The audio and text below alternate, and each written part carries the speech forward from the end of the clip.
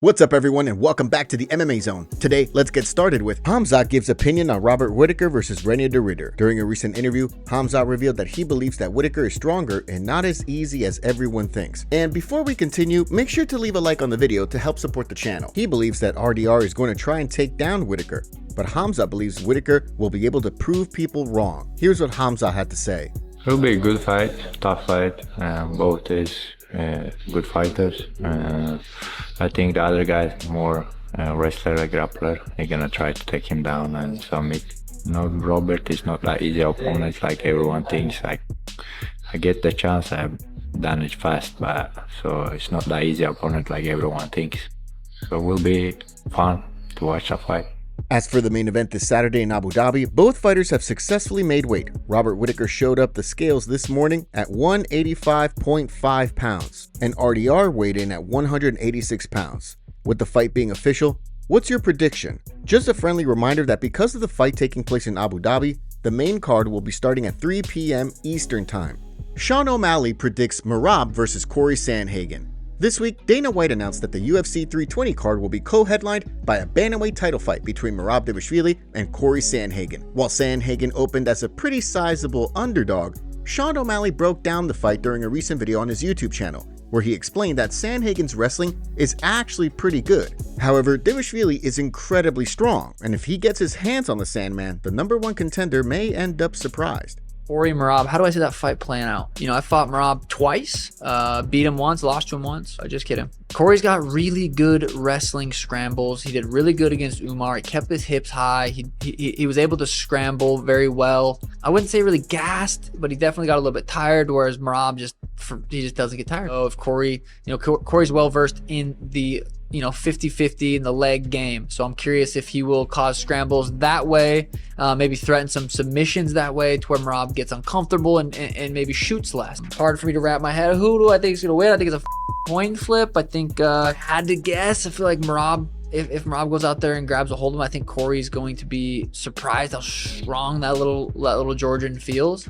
But also I could be completely wrong. Cory could go out there and hit some, beautiful scrambles and completely, make Merab look silly.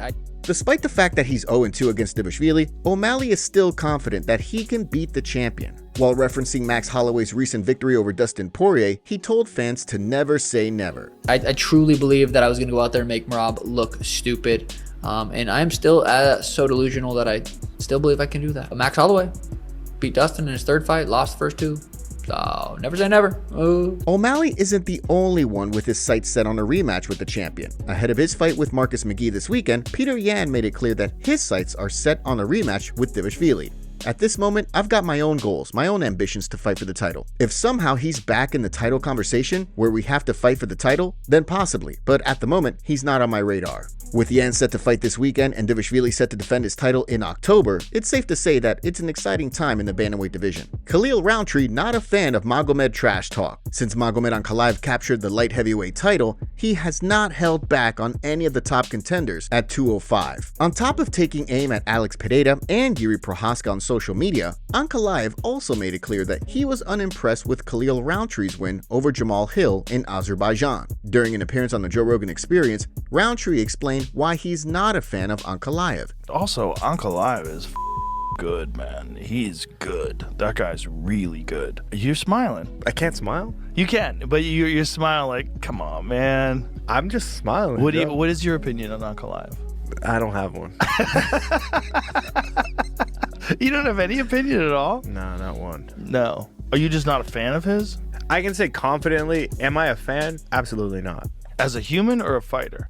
Both. Okay. So have you had bad interactions with him as a human? He just talks and I hate people that talk like, dude, I just don't like it. I don't like people who talk for no reason. If I didn't say anything to you, if I've never mentioned your name, then why are you talking to me or about me or disrespecting me? Like it really bugs me. Do you hate it because you're a martial artist and you feel like it doesn't have a place in martial arts? I just hate it because it's unnecessary, and we're grown men on a large platform where people are looking up to us for many different things, and they envision us as these gladiators, and this is what you're choosing to do as we have a responsibility. I feel like as athletes, as champion number won. As champion, you have a responsibility. You have a belt around your waist and all these eyes and microphone, and that's what you're going to choose to say is talk and degrade my name, and I'm not even above you. I'm not even challenging you for a fight, and you want to mention me, and like that to me is just like, dude, spend your time wisely. Like that belt is an honor.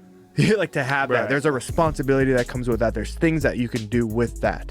Like, it's not just about you. Realize the responsibility that you have when you carry that title. While he's been in the UFC since 2016, Rountree's fight with Petr catapulted him into global superstardom. As he explained to Rogan, he's been recognized in a number of countries since the fight.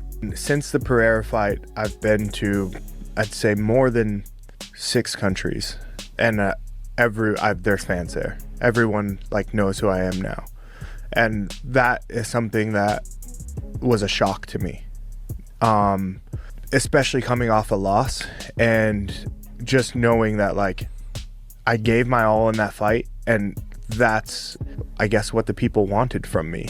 With a win over Jiri Prochazka on the UFC 320 card in October, Rountree will likely wind up next in line to fight the winner of the Ankalaev-Pereira 2 fight. Daniel Cormier warns Justin Gaethje for retirement threats. Leading up to Ilia Topuria's fight with Charles Oliveira, Justin Gaethje and his team made it clear that if his next fight is not going to be for the belt, then he may ride off into the sunset. Dana White dismissed the situation, indicating that if Gaethje is thinking about retirement, then he probably shouldn't fight again. As Gaethje is back in the gym training while awaiting for news regarding the lightweight title picture, Daniel Cormier has cautioned the highlight against overplaying his hand. During a recent video for his YouTube channel, he weighed in. It sounds to me like Justin Gaethje, as he said before, hey, title fight or retirement. It sounds like he is more than willing to stand by that. That would suck. MMA is better when Justin Gaethje is fighting. We just had to watch Dustin Poirier retire last weekend, and that absolutely sucked. Justin seems very, very stern in the idea that if he has to fight Paddy Pimblett, he's not going to do it. That sucks because I don't know that it's going to make the UFC say, we have to give Justin Gaethje a title fight.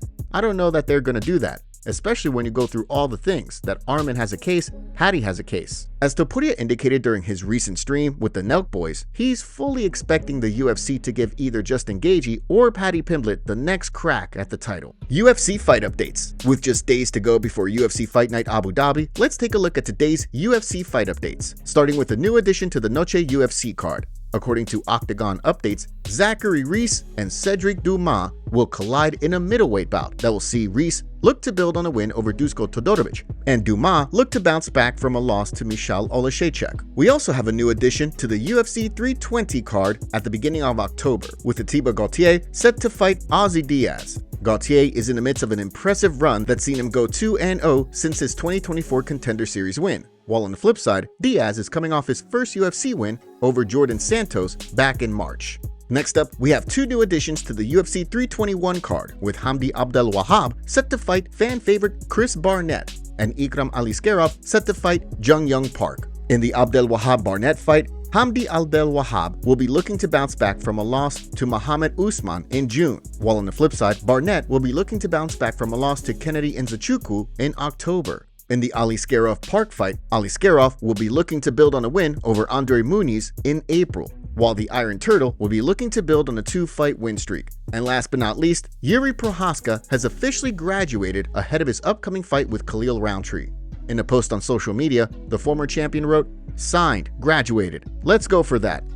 #grateful, #blessed. Win now here." Paulo Costa confident he beats Khamzat Chimaev. Leading up to his fight with Roman Kopylov this past weekend, Paulo Costa made it clear that his sights were set on an eventual showdown with Khamzat Chimaev. According to the former title contender, Chimaev DM'd his girlfriend years back, sending her a picture of Israel Adesanya taunting him after the 2020 fight, along with a message saying that he isn't man enough for her. During an appearance on Submission Radio this week, Costa spoke about the fight, explaining that he's a terrible matchup for the undefeated contender. I can see this very clear in my mind right now, how it's going to happen. He'll be very stressful, anxious, and angry against me. Once the fight starts, he will come, feint some punches, and then he's going to shoot on my legs. So I'm going to spend some time defending his takedowns. He's going to try to push, and I think after 1 minute, maybe 1.5, he will be exhausted.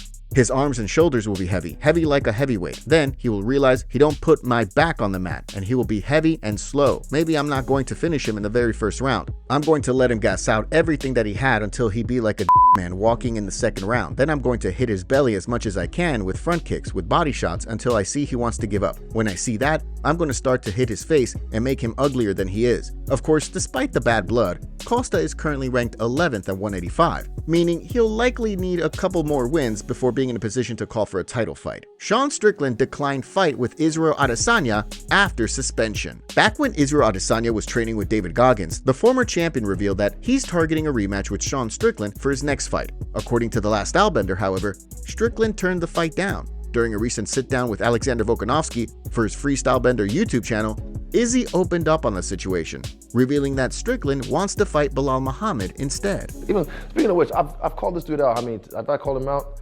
Yeah. But now he wants to fight Belal. Why? I mean, that's what has he said no to that? He hasn't said anything. But again, I mean, it's easy money. Come on, you beat me once. Do it again. Come on. It's easy money. It'll be fine. Look, if you beat me, we shoot a fair one. That's it. But this one, I just want to make sure I did this right. So I just want to do this one time, just one more time. It's just like, okay, you beat me, cool. If he wants to do a third one, we'll see. But yeah, regardless, I don't mind. Like, I want to fight. Come on, man. It's easy money. Come on. Of course, right now, Strickland is currently suspended by the Nevada State Athletic Commission over his role in an altercation at a regional event, where he and teammate Chris Curtis stormed the cage to attack the fighter who defeated their other teammate. While Curtis managed to get off with just a fine, Strickland, who threw several punches in the exchange, wound up getting suspended. This week, the Nevada State Athletic Commission voted to extend his suspension until a formal hearing, meaning there won't be any further news on when he can return to action until the commission's August meeting. In response to his suspension getting extended, Strickland shared a meme on Instagram that a fan posted showing him in the back of a police car with the caption, "Free Sean Strickland." If Strickland does wind up getting cleared to fight again next month, it'll be interesting to see if he and Israel Adesanya wind up agreeing to throw down in a rematch. BJ Penn asks Dana White and the UFC for help. Back in June, BJ Penn's mom filed a temporary restraining order on the former champion, asking courts to force her son to get medical help for what she believed to be Capgras delusional syndrome, a neurological condition that led the prodigy to believe that his family was made up of imposters, seeking to steal his family fortune. After being arrested for violating the restraining order late last month, Penn is now pleading with Dana White, Lorenzo Fertitta, and the UFC, as well as former sponsors, to help him out. During a video on Instagram, he broke the situation down. This message is for Dana White and Lorenzo Fertitta. I need your guys' help. I've been pushed out. This is the house I grew up in, lived here my whole life. Fought in the UFC, became a world champion and all that stuff. And Mark Mashtroff, UFC gyms. I know we do really well to help promote the UFC gym companies. And just, that's it. That's the house right there. Show them again, the house I grew up with. I'm kicked out of the house.